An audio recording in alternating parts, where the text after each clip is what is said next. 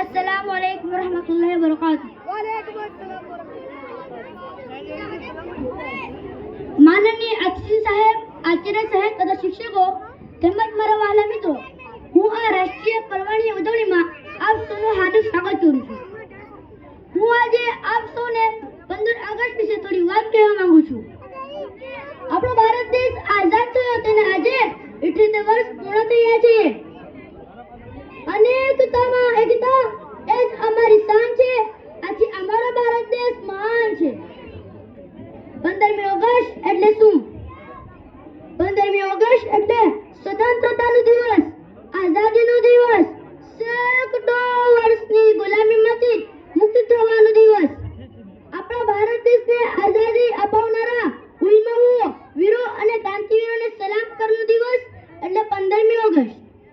15મી August 1947 ના રોજ આપણો ભારત દેશ આઝાદ થયો.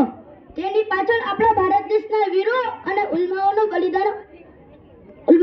સૈનિકો આપણા ભારત દેશના બલિદાન આપવા પડ્યા.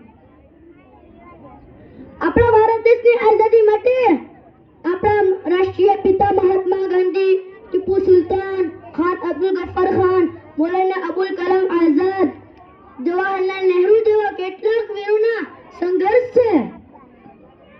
આપણા ભારત દેશની આઝાદી માટે સૌથી પહેલા ખાન અબ્દુલ ગફ્ફાર ખાને હાથ ઉઠાવ્યો, ત્યારબાદ મૌલાના અબુલ કલામે હાથ ઉઠાવ્યો.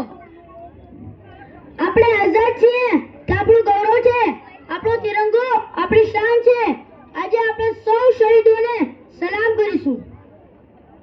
આજથી આપણે સૌ શપથ લઈએ કે જ્યારે આપણા ભારત દેશની આપણે જરૂર પડશે ત્યારે આપણે જરૂર તૈયાર રહીશું. જય હિન્દ. વાહ! ભારત દેશ આઝાદમાં મુસ્લિમ સ્વાતંત્ર્ય સેનાનીની ભૂમિકા વિશે ઘણી સરસ વાત કરી.